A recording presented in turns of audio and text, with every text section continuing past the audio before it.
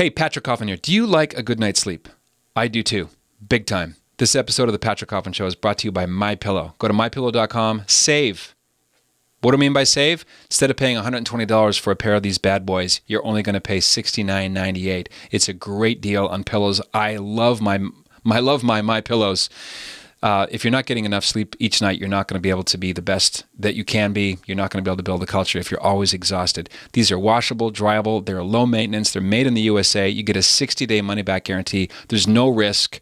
And it's a 10-year warranty, guaranteed not to go flat. Ever had that experience? You buy a pillow, it's nice and fluffy, and then a month later it's pancake flat? Thought so. Go to mypillow.com. My name, Patrick, is the promo code. That gets you the coupon. Or call 1-800-794-9652. That's 800-794-9652. You're welcome. Welcome to the Patrick Coffin Show. We're going to talk about comedy. Comedy is a funny thing. We're going to talk about parody and how often the news in the real world is very hard to parody. And when you do, it can often produce stinking, milk-spurting moments of hilarity. We're going to talk with the editor-in-chief of the Babylon Bee. I've been a fan of the Bee since I discovered it a couple years ago. I throw traffic at it constantly. The best Christian parody site with the chief editor, Mr. Kyle Mann. But before we do that, I want to invite you to Germany. Next May 17th through 25th, we're going to Dachau and Regensburg and Munich, and we're going to go across the border into Austria to see where The Sound of Music was filmed. It all culminates in the live Oberammergau Passion Play. Think of the Mel Gibson movie, but live in person. So here's how you sign up and save $100. We're going to extend the early bird to honor Father's Day. So if you want to save $100 per person, go to patrickcoffin.media/pilgrimage. If you didn't have a pen, I can repeat it, patrickcoffin.media/pilgrimage. Coming up straight ahead, Kyle Mann of the Babylon Bee. Don't go away.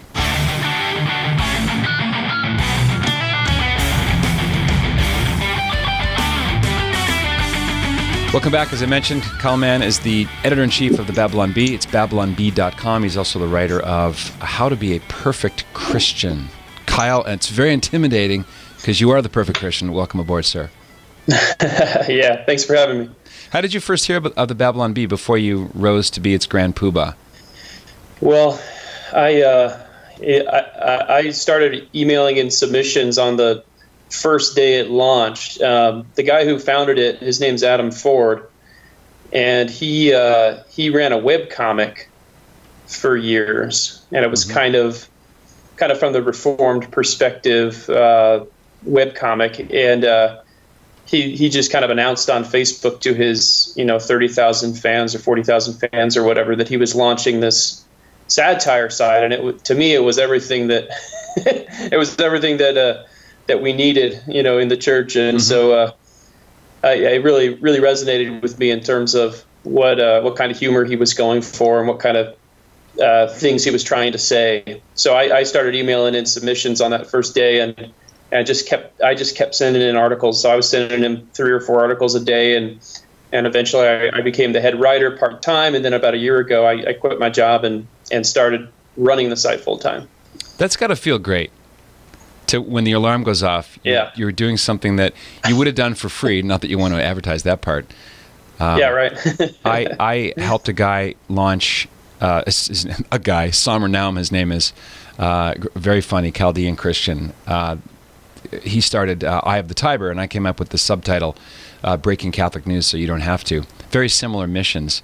And I notice there's so much material that has overlap in the Protestant and Christian spaces, often to do with our own foibles and the way we describe things. Like I just saw one, I'm on the Bee right now, if I can hold it together, out of touch youth pastor still says, "What's up?"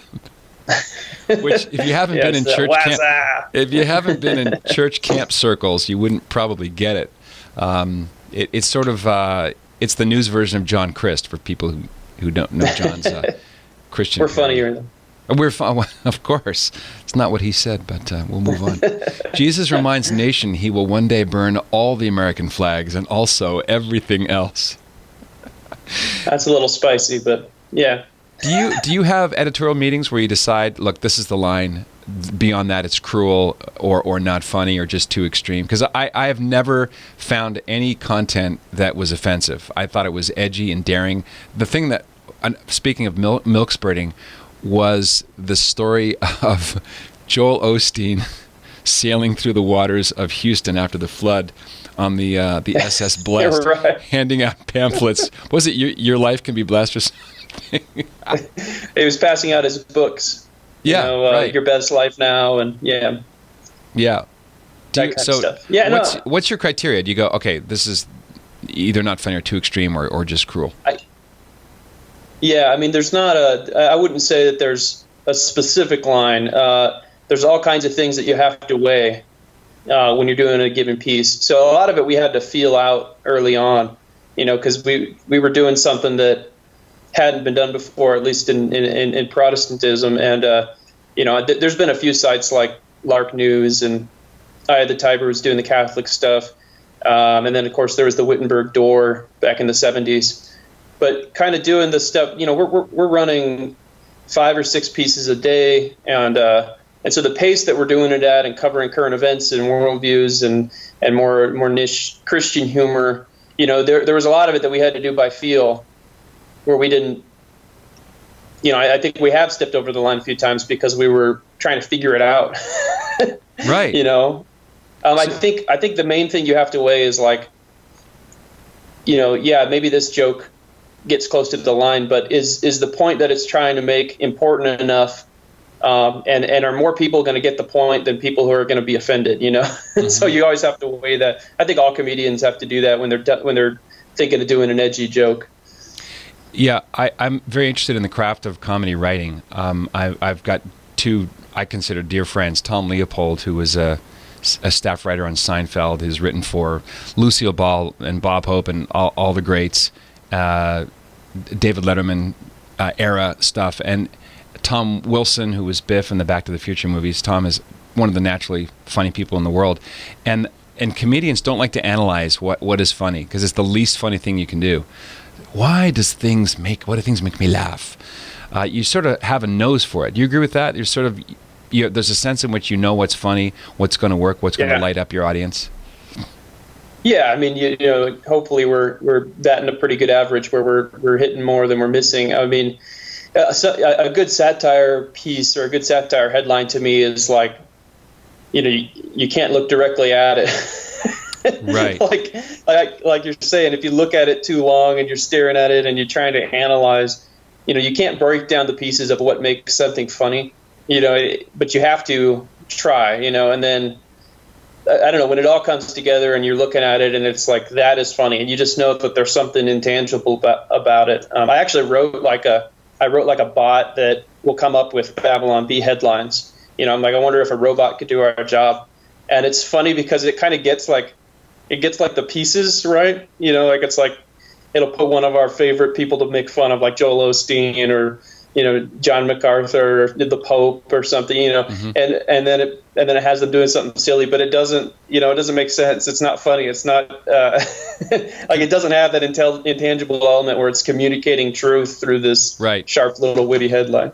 Yeah, just a computer bot throwing together things that otherwise would be funny if you could craft them properly.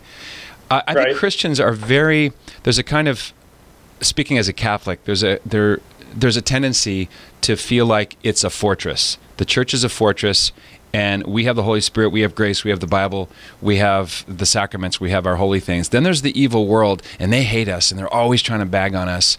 And one thing I like about what the Tiber does, but more broadly, the Babylon Bee, is first out of the gate making fun of Christian foibles. So that you're taking sort of a sharp tool of your enemy away by making light of things that are hiding in plain sight. Right. I mean, that's the most powerful stuff to me is satire that can show, we recognize there's things about our church traditions that are not on the level of Scripture.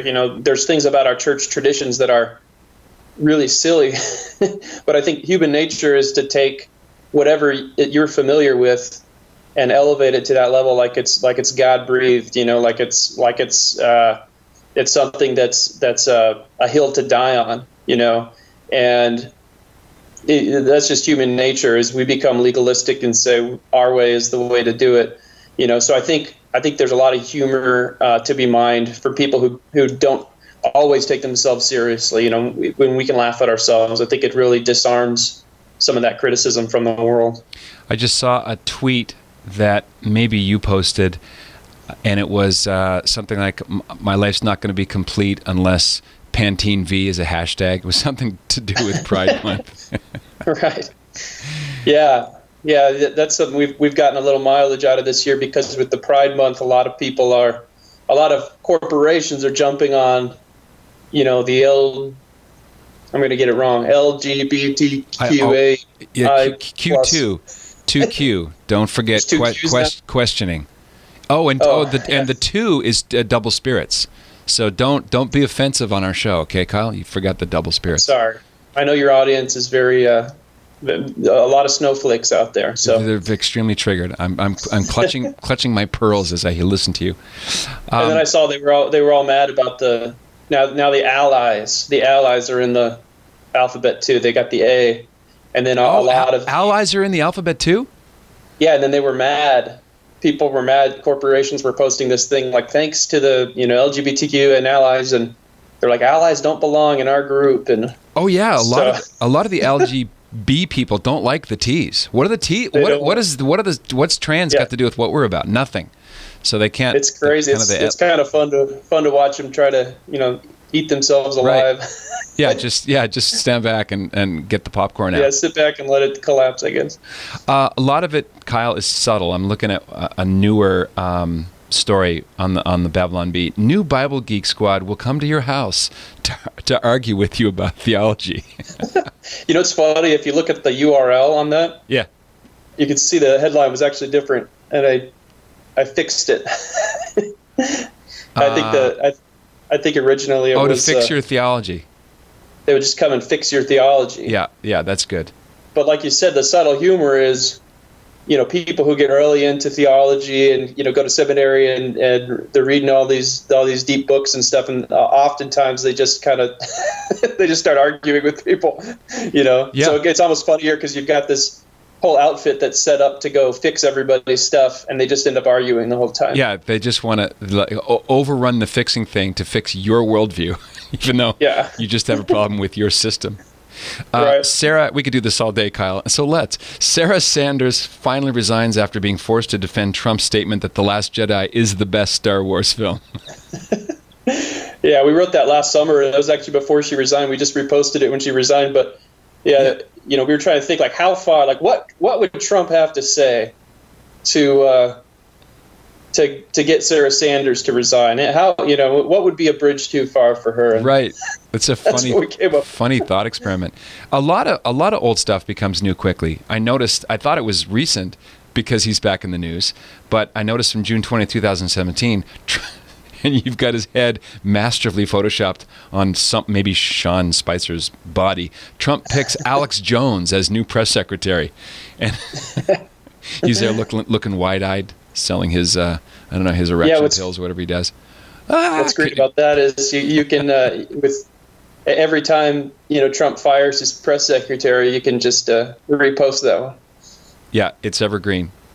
Let me turn to you a little bit. What's your story? Were you raised in a Christian home? How did you encounter Jesus Christ and take your faith seriously? Is that something you were raised with, or something as a young adult you came to? Yeah, I was raised in kind of one of the churches that the Babylon Bee makes fun of, basically. I was raised in a giant mega church. All the criticisms that people have of Protestant churches, basically, all in one. It was kind of adrift theologically. Very very watered down theologically. I wouldn't have been able to explain basic Christian doctrine to you. By the time I was 16 or 17, had all the fun programs and the carnivals and Catholics have good carnivals too, but we had the roller coasters and the whole deal. I mean, it was like everything we make fun of in How to Be a Perfect Christian and in on the site, was a lot of what I grew up with. So I think it was mostly in high school when I started to kind of take my faith seriously. I got baptized in high school, and so that was kind of my story. And then I ended up going to Bible college, and then I just kind of you go to Bible college and then you don't do anything with it. So I went into construction, and what are you supposed to do with a Bible? Some Bible education, so fix people's buildings and their theology. That's what you do. Yeah. Well, that's a real job. I think that it should be required service to work outside. All men should work outside for at least one job. Yeah, you learn the value of a dollar and an actual suntan. And I feel terrible for like people who work on the side of the highway in August with their hazmat gear. It's just amazing. It gives you an appreciation for other things in life.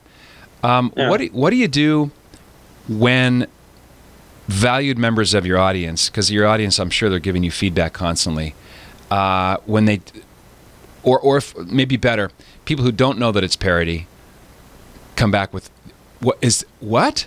This doesn't seem right, because that happens all the time with Eye of the Tiber. They're either outraged or it's just a bridge too far, or they can't believe this is true. Do you feel a little bit guilty because you've got this amazing gotcha machine? The weird thing about writing satire in 2019 is that you have very little control over your audience. So if you look at something like the Wittenberg Door, which was a hard copy evangelical satire magazine in the 70s and 80s and 90s, people who are reading the Wittenberg Door are paying you money to write satire, and if they share it with someone, they're handing you a hard copy magazine and saying, hey, you should check this out, it's really funny, it's satire. And the problem now is we write a piece, our audience loves it, it gets shared, and then their grandma sees it, or it gets shared by a big name, political guy or evangelical name, and people start freaking out, So I don't feel guilty because we are writing it for our audience, and we're not writing it with the heart, with the intention to deceive, Right. I think obviously there's something you have to figure out when you're writing the headline, like, is this absurd enough where it shouldn't be taken seriously? Because there is a thin line there between satire and fake news. Fake news is just writing something to outrage people, there's a whole business for that of people who do that. They just have fake news websites. Well, didn't that start with the competitors to the National Enquirer back in the 70s, like the Globe, the World News, with this, an alien baby with fangs. Yeah, sure. But now it's like a big online business where you got people that run fake news websites that just, you won't believe what Hillary Clinton said. And so there's a thin line between that and when we make up a quote about Hillary Clinton, a quote that she said, but obviously there's a satirical, funny twist, a point we're trying to make with it. Like you mentioned Hillary, like the following. This is from February 26, 2016. Hillary turns to husband for advice on attracting young, impressionable female voters. That was posted before the site even went live. That was That might have been our first ever article. Yeah, I think that site went live in March 2016. Really, it's only 3 years old. It lives larger in my mind. Maybe that's because you crank out so much. It feels like an institution. People. It's hard to think of a time before the Babylon Bee, but it's pretty recent. BBC. No, what would that be? BBB. Triple B. Yeah. Right. Yeah. Do you have a forum? Can people kind of weigh in when they hit the site? Is there a way that they can interact with you or comment on it? Not really. We thought about it. I mean, I think Eye of the Tiber has comments, right? Yep. It's kind of like we were trying to decide if we wanted to break the illusion. How far back do you want to pull the curtain? If you've got commenters who are willing to play along, then it probably works. We thought about it. We do have, like, for our paid subscribers, people who subscribe to us at $10 a month or more, they have there is a little internal forum. Mm-hmm. So, but yeah, for the public, it's kind of, I don't know, kind of trying to preserve the, just straight news look. Yeah. Nation turns on fasten seatbelt light due to quicker than expected descent. I thought that was hilarious, but nobody thought that was funny. Well, it's you have to be clever to pick it up. It's because they're not all going to land on everybody. Here's one I like too: Margaret Sanger statue stifling laughter. Yeah, that was right around. I think Adam Ford wrote that. That was right around the time when they were toppling over all the Confederate statues. Right. Yeah, that's right. That's right.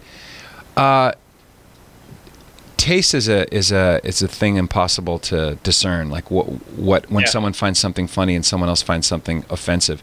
You're playing in an arena where you're butting up next to what some would call blasphemy. Like, depending on which Christian stream you identify with, even using the Lord's name in anything other than praise and worship would be, considered sinful or inappropriate.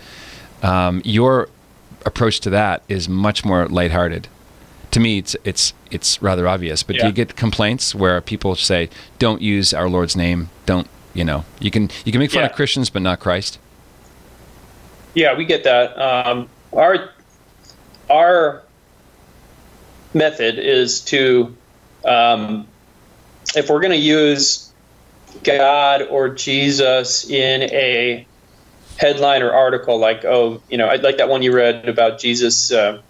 Jesus reminds nation he'll burn all the American flags. And everything else, and also everything. We try to make it where if we're like I won't actually quote Jesus. So if you click on the article, I don't actually quote Jesus. That's the headline, but an angel appeared and said, this is what's going on.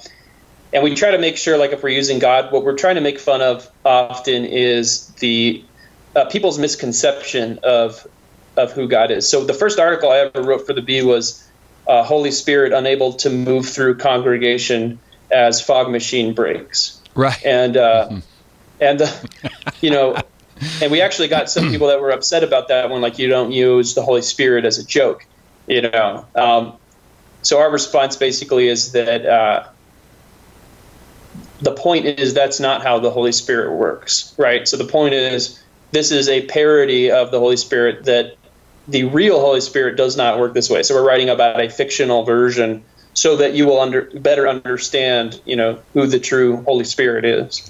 Yeah, that's another foible you're pointing out, identifying a stage gimmick or something that's habitually used in worship, and you're sort of saying, actually, that's the distraction. Right. Yeah, so there's a truth embedded in the joke. Here's another one where, you gore oxes all over the place. Kenneth Copeland unveils new greener jet that runs on the souls of those deceived by the prosperity gospel. That's a thing of beauty right there. That's from this month.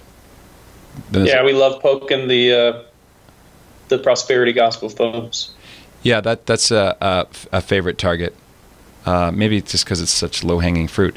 Why the title? Where'd the title come from? Why the Babylon Bee? It's a funny mashup. Adam came up with it. It was originally going to be something. It was something super generic. It was like I don't remember. It was Christian, the Christian Journal, or it was just like something that you wouldn't even have been able to distinguish it from all the 100 Christian news sites out there. Right. So, like, deliberately bland. Yeah, it was just supposed. It's supposed to look dry. So I think Babylon Bee ended up working a lot better. But yeah, Bee is just. He was just trying to find some kind of a connection with Babylon, so you got the double B's. But yeah, Babylon is kind of like, that's obviously, as Christians, there's kind of I think there's almost a generational divide. Like, older people feel like America's like Israel, Israel against the world. And I think a lot of us younger folks that are growing up in the church feel that we're more like we're living in Babylon, Right.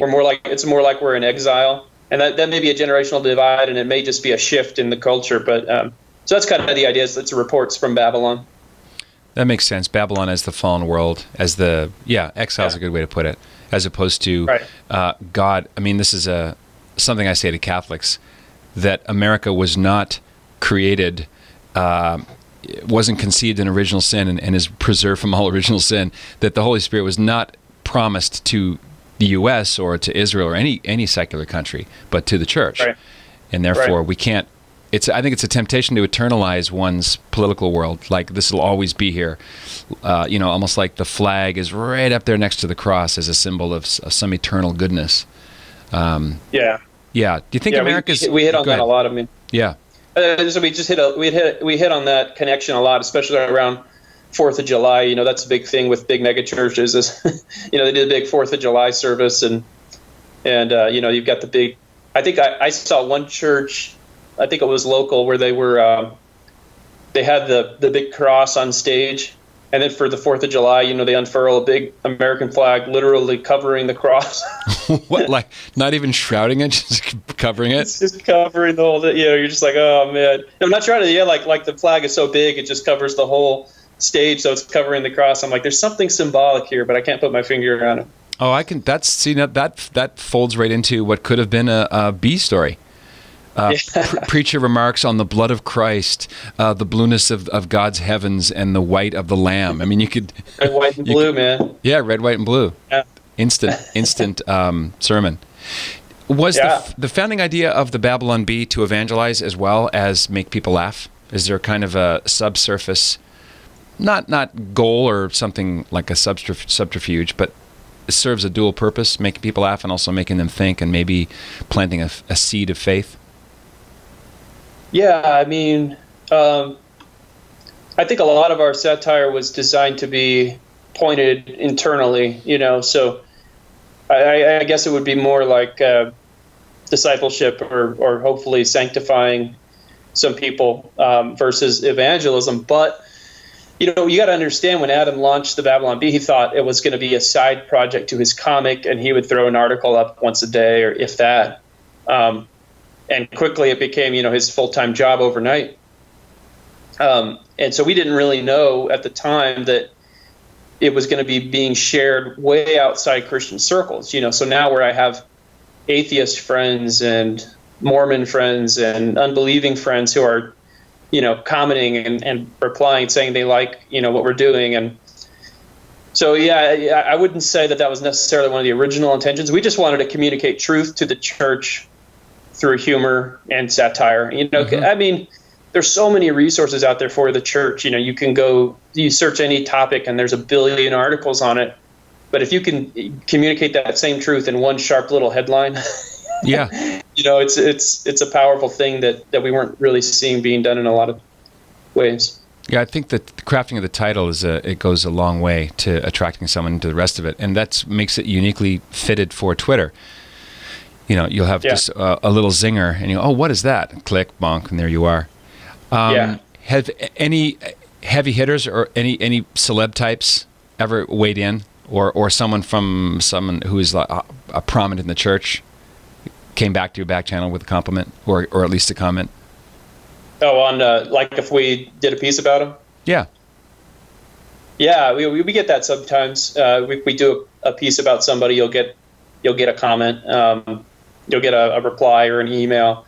I think we did a joke about Rick Warren once, and he sent us an email. So we get that, we get that a lot. I think some of the big name types aren't really, a lot of the people we make fun of, we're either really brutal on them, or they're guys who are kind of out of touch with the internet and they're not really using.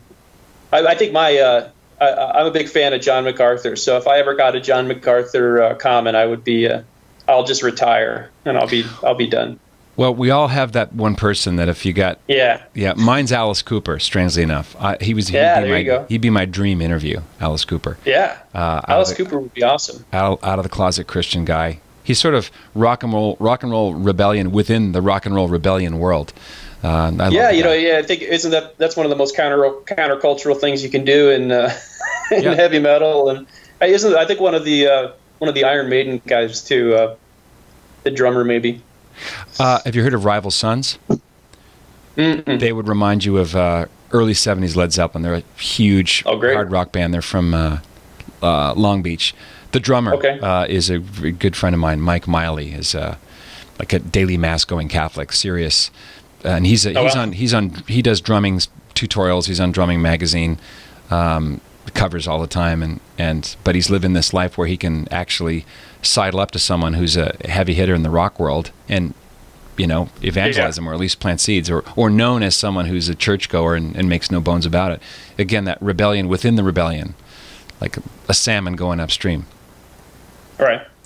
Do you ever do you write by committee? Do you have a staff where you sit down and what's in the news? What can we tap into? How do you churn out? Which is 5 or 6 stories a day?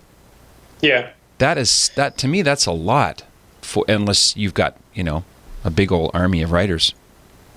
Funnily enough, it got so huge, this Christian institution almost, and for the first 2 years of the site's life, it was basically me and Adam, just writing. I would just write before I went to work, and then he would do a lot of editing and writing and Photoshops, and but it kind of looked like this full-time staff was working on it, but it wasn't. About a year ago, when Adam sold the site, and so I was able to be hired on full-time, and I'm still the only full-time employee until just about a month ago. We hired our second full-time employee, and we have about 4 paid writers that we pay monthly, just part-time. It's kind of like what I was doing, and they'll email in a couple of stories a week. I probably write like 3/4 of it, maybe 2/3 of it, depending on the week. Right. Scale, but yeah. So the process, it really depends. Sometimes it's you wake up in the middle of the night and you have this great idea and you write it down, and sometimes it's more of a collaborative thing where someone has an idea and we hone it and we touch it up and then it gets to where it is. So depends. And then you let the readers, in a way, shape the direction, because some things I'm sure you've discovered, or maybe you haven't.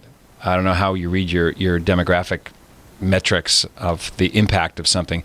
Can you tell if one story will spike in interest or get a lot of comments or a lot of retweets, and you've hit a gold mine? Does that make sense? There's obviously just shares, retweets.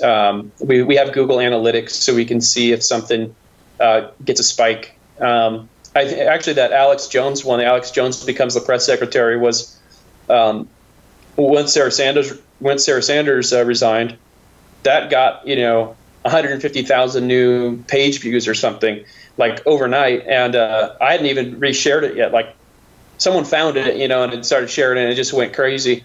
And then I reshared it the next morning, and it got another whatever number of page views, sharing it from our account. So, yeah, the thing is, like, if you live by the shares, you die by the shares, right? So, if we're really concerned about, like, we really want this to connect, we want this to go viral, we want this to get shared a lot, like, that's kind of a trap that you can fall into, because then your satire becomes dictated by, like, trying to find the sweet spot where everybody will laugh. And sometimes it's like, I just want a good piece that'll make me laugh, Right. I think real humor, it's you got to be true to it versus just trying to, it almost feels like pandering if you're just trying to get your audience to laugh all the time. Ted Sarandos, I think it's pronounced, the content creator of Netflix, makes no secret of the fact that they use algorithm to basically pre-program and package shows before, based on what they're pretty sure the audience is going to kind of tap in. You see this in a show like Stranger Things, which is another reason why my wife and I just broke up with Netflix this week. But if you write something that that you find funny or whimsical, or not even, doesn't have to be profound and super powerful, that can often be like a minor hit. And I'm thinking about The Onion. Yeah. Sometimes those single, I don't know, do you do single, I'm pretty familiar with it, but I don't see that example. It's not really a story, it's just a headline. Like area man feels that friendship is moving too fast, and there's this awkward picture of 2 guys with Starbucks cups, Yeah. Just a kernel of an idea that you could unpack and make it into a story, or just a funny zinger headline. Yeah, sometimes we just do the headline. We haven't done that too much. We've probably done a dozen of them since the site launched.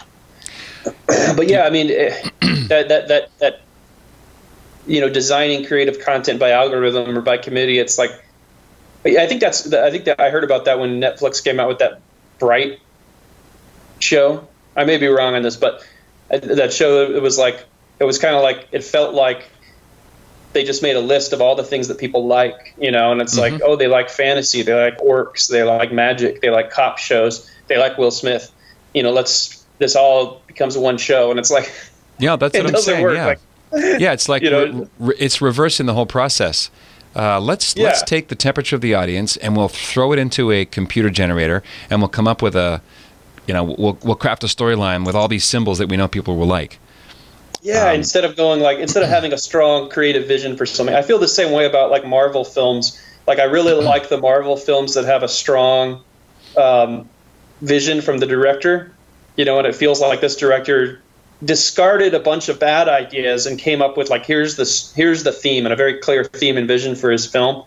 And then you compare it to like I really don't like a lot of the main like Avengers films, because it feels like this algorithm came up with like, here's all the main set pieces. You're supposed to laugh here. You're supposed to enjoy this part. It just feels very paint by numbers. Right, like formulaic to the nth degree, pandering to what they think the mall rats are going to go for. Right. One thing I noticed is that the bee doesn't really touch Catholic stuff. I don't know if that's by design, because there's lots. Trust me, there's lots to parody in the Catholic universe, as the Eye of the Tiber can tell you. Is that something that's just off your radar, or you just feel if you hit the Mormons or the Catholics or the Jews or the Muslims or the Jains or the Zoroastrians, someone's going to be offended, and that's why we can't have nice things? Yeah, the thing, we got a big Catholic following that grew a lot, in the last year or two, because we'd hit Catholics, and all of a sudden I noticed there was like a lot of pushback if we attacked the Catholics. Like, if we had done that right when it launched, it wasn't like a big deal, because I think because we have similar cultural values to Catholics, they were connecting with a lot of the culture stuff, and our criticisms of the Protestant church are similar to Catholic criticisms of the Protestant church, so they were latching onto that. I think we've been able to find a unifying thing with Catholics with, we'll make fun of the Pope. And I think a lot of Catholics are actually okay with that. Like, there's probably a lot of Catholic grandmas who are not okay with that, but the grandma demo. We're losing that grandma demo.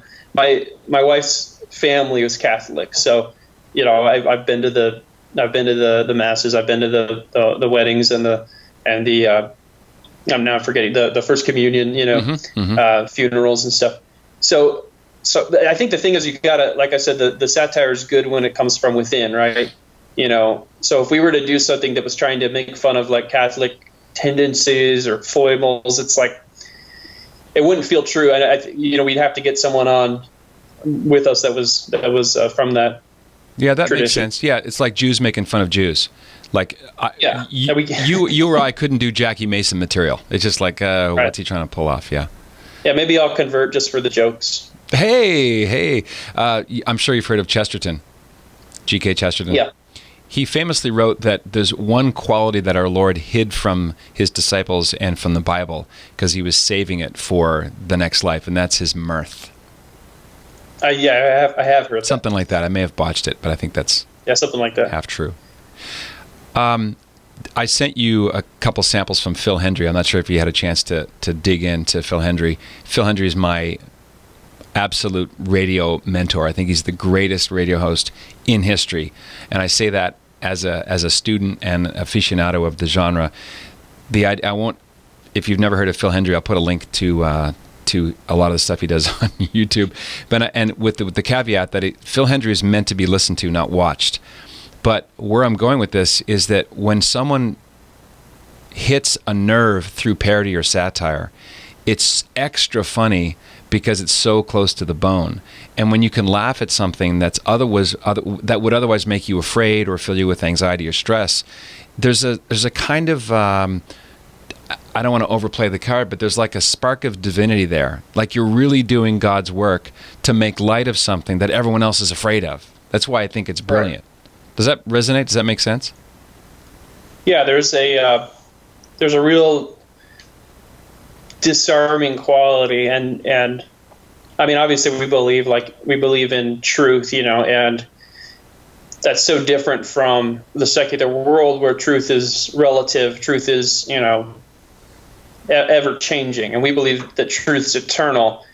And so to be able to write things that communicate, they get to the heart of something that's true, using creative tools, is awesome. Tolkien wrote about this. Tolkien wrote about the fact that God created humans and then humans create, and so when we create, we are close to the heart of God. And I feel like that's true for humor and satire, in that if we're able to communicate and we're able to create and we're able to use, just words, we have pictures and stuff, but really just words to communicate a truth. There's definitely something where we're showing the image of God through that. Mm-hmm. Did you say that you believe that truth is eternal? No, don't quote me on that. I was going to say, according to you, Kyle. What might the next step be? Have you thought about doing Onion-style news stories with an anchor? And next up, you won't believe this, with graphics and fake guests. Like I just watched one that came around because it's really funny. General something McBrayer talking about how gays cannot serve in the military because their psyches are too precious.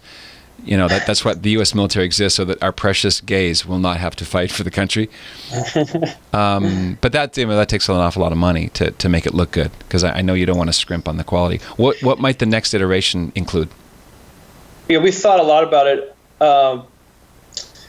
Part of the problem, I think, is we have to be really aware of what we're doing parodies of. Yeah. Right, so that's kind of the default that people think of is just do a news program, and the problem is nobody really watches the news anymore, or at least that's right. That's true. Demographics are shifting, so now you're doing a parody of something that doesn't really exist, or something that's dying, and it comes off kind of retro or not, not on the cutting edge of what we could be doing satire of. So we've thought a lot about it. I think a lot of the way that people are consuming information now is through those short, now this, that now this, it was a site or a social media thing, those short little videos where it's a 2-minute video and it's wow, this inspiring, teacher did this thing or whatever. I think those are the things that we could get a lot of mileage out of doing satire. They're easier to produce. And I think that's why you see the Onion moving away from the news video, and they do a lot of their video content on ClickHole now. I don't know what that is. What is that? Yeah, ClickHole is their BuzzFeed parody. It's a little more absurdist satire, and it's it's a parody of those clickbait sites. Right. Yeah, Barbie. I know what you mean. They drive me insane. And then you get into this slideshow. Click once, and there's always some big boobed, glossy lipped woman, and she died, and no one cared. Well, who is he? Yeah. And then they'll do jokes like, here's 57 pictures of Tom Cruise that'll make you say, wow, that's Tom Cruise. And then they actually put up and you click through all the, so they do jokes like that, and it was a really fresh take for the Onion, and I think they got a lot of mileage out of it. So we're doing that. We're working on a podcast. I think we actually just launched the first episode. And again, that's something where we had to really decide, do you want to do parody of audio news, because nobody listens to that anymore. And so we ended up doing more of we did more of a behind the scenes, Babylon Bee commentary behind the scenes. We do the news. We kind of read our headlines and talk about them. So. And what's it called, Kyle? Softball. Yeah, it's just we spent way too long debating the name of our podcast. We were is it the Babylon Bee podcast, or is it the Babylon Bee, or is it the Babylon Bee show, or is it the Babylon Bee cast, the Bee cast. Yeah, so we spent way too long thinking. I don't even know what we decided, I think if you search on iTunes for the Babylon Bee, it comes up. So, well, that's great. I'll look it up and I'll put that in the show notes at patrickcoffin.media. Happy to throw it out because you talking about the for lack of a better phrase, the product is going to help. You're always drawing from the same thing. A lot of people say if you're a writer, if you write books, then don't start a blog because you're wasting your time. No, you're strengthening your muscle. Back to the Tolkien thing. You're marrying the hard work of sitting down and figuring something out with a natural gift to do it. So the more you do it, the better you get, generally. Yeah, sure. What was I going to ask you about that last thing? Yeah, just spreading out into other ways of getting the thing across. I think if you add visuals, then you're into a whole layer of expense because then you want to do because you can't just show clips unless they're manipulated or I'm sure you've seen these deep fakes. Deep fakes actually scare me. Yeah, it's scary. The next level of deception. Yeah, from a business perspective, video is tough, and it was, there was that whole shift to video a few years ago, where all these, the pivot, that's what they call it, the pivot to video. Mm-hmm. Right. And all these sites were firing their writers.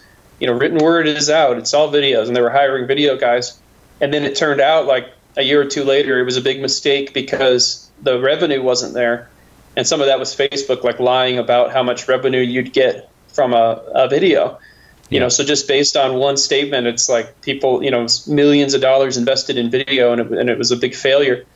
So we have to really be cautious about like just shifting. And I think one good thing about how the site has been run is it's been super conservative. Just like we're just going to do written word, and we've done that for 3 years. So to be able to, so now when we launch something, it's like, I don't know. It feels very exciting. It feels, wow, the Babylon Bee is doing something new. So I feel like if we were always pushing out to these new areas, it would just become mundane. So it's been nice that we've been very careful about it, I think. That makes sense. And then if there's an innovation, it's sexy and fresh, and it's growing organically. Because if you all of a sudden started a Babylon Bee organic farm line and chicken feed. Plus, plumbing assistant tutorials. You're spreading too thin. We bought the URL for Babylon Beer. BabylonBeer.com. Awesome. We did. We bought the URL, but we don't know how to get beer yet. But so there's no beer inside the BabylonBeer.com. Wow, that's not yet. I thought you said we just reserved it. I thought you said truth We're camping on the URL. Yeah. Nice. Oh, that's a great idea. Do you take submissions? If anyone's listening right now and they've always wanted to, is there a place folks can throw ideas or title nuggets? So are you guys just fine by yourselves? Yeah, I mean, we did, but it was more work than it was worth. We got a gold idea once in a while. Mm-hmm. We said, Planned Parenthood defends Bill Cosby, saying sexual assault is only 3% of what he does. That I saw that. Brilliant. That was a random out of the blue user email, and we never get that. Like the inbox is terrible. Yeah. And so we got that. It was like, what? Like, where did this come from? I don't think the guy ever emailed us back, but that was. Mm-hmm. So we do what we do is people who subscribe to our website, we have a subscription service where people can just support us. You get rid of ads, and there's a few benefits, but really it's mostly to break our dependence on from Facebook and stuff. And not to mention $10 a month or more get the headline for them. So plus where they can submit ideas. Plus foreign oil, you reduce your dependence. Whenever I hear reduce my dependence, I think about foreign oil. I don't know why. Reduce our dependence on essential oils. So people who subscribe at $10 a month or more can submit headlines, and me and the other writers go in there and comment on them and vote them up. And we've published a few even. And then I think the way that we now ask people to email us headlines is email us 30 headlines at once, because that's how you really separate someone who thinks they have a funny idea and someone who might actually be able to write satire. Yeah, that's true. And I think you're going to more likely it would be someone who's literate, who's kind of hip, out of the box, but Protestant, who understands the lingo and the milieu and maybe somewhat of the doctrine. Because I don't know if this is... Yeah. I wrote one for Eye of the Tiber, and it was Roger Cardinal Mahony had successfully convinced the Vatican to include in the Catholic Mass the squeezy poo at the end of the Our Father, because parishes now this this silly habit of holding hands. I don't like it at all. There's no support for it in the actual rubrics, but that got a big laugh because everyone goes, yeah, I hate that thing. Yeah, so that great. goes with understanding your own world, your own environment. Yeah. Cool. So BabylonB.com. How often is the new podcast coming out that shall remain nameless? I think the Babylon B nameless. I think it's called the Babylon B podcast. But it's coming out weekly for now, and then we'll figure out if we need to increase frequency and such. Awesome. Well, Kyle, man, if you want to convert, we would not say no. We need all the sinners we can get here in Catholic land. I'll do it temporarily just for the jokes. Well, you were predestined to do that, so it all works out. You got me nailed, man. I just had an idea about when you said there's certain things you can't parody because the form that you're parodying or making satire is gone. Like, I wonder how many people listening right now know who Walter Cronkite is. Right, exactly. Or like Ed Sullivan, Laugh-In. There's a whole series of things you could make fun of, but there's no reference anymore. It's this funny thing about people who are household names and institutions like, Walter Cronkite reading the news at 6 o'clock. They just went the way of the dinosaur. So you have to... Yeah, so you think about like the way that satire works, our satire it's almost like we've created an alternate universe, and we're commenting on it. We are the news for this alternate universe. And so you think, well, if this alternate universe existed, how would people consume video news, and they wouldn't be watching, it's like you're going back 50, 60 years. There would be like a now this, for the church. That's how it would be. Yeah, that's right. Exactly right. Do you know who's your avatar? Is there like one person that you're writing for? You're not writing for the grandmas necessarily or the tweens. Do you have a sort of a sweet spot where it's going to land or not based on just from a simple age demo point of view? I would probably say like millennials is right in the wheelhouse of like people who get our jokes. We get a lot of outliers. Like there's a lot of old people that write us. We actually get a lot of fan mail, like handwritten. Oh no, I can. Welcome to my world. Yeah, and there's no email address at the end. Like they expect you to sit down, plunk out a reply, lick a stamp, walk to the post office. We get a lot of. We actually have gotten some headline submissions. People will write an article by hand and mail it to us, which is just that is awesome, fantastic. Yeah, no, I think people like me who grew up in the church and became disillusioned with some of the excesses. I mean, that's and they're willing to laugh about it. Like they love their faith, they love Jesus, they love God, they love the Bible, but they are willing to laugh at the trappings. I think that's kind of our. And in a way, you're culling too. You're calling people. I'm going to coin a phrase. You're calling people to cull. In other words, let go of the things that are extraneous, that are like barnacles or dumb traditions that don't really help things. Right. Yeah. So that's another service you're doing. I mean, that's God's work as well, I think. Yeah, that's what satire. I mean, that's what satire means, is cutting. And that's what it does. It cuts away a lot of the chaff. Is that from the Latin satire, to cut? That's from the Latin. I don't know. Humorous. Anyway, I'm a huge fan of the Babylon Bee. I'm delighted to talk to you, Kyle. Do keep in touch. And I think you're doing God's work, and I hope your tribe increases and multiplies. Great. Thank you. All right. Very good. This is the Patrick Coffin Show. Be a saint. What else is there? Hey, this is Patrick Coffin. If you like what you see and hear, and you want to see and hear more, consider joining Coffin Nation as a full member. Just click right here and find out more about what that means. Nipsey, my fedora. That's Coffin Nation, the world's largest online community of culture builders. Click right here. See you on the inside.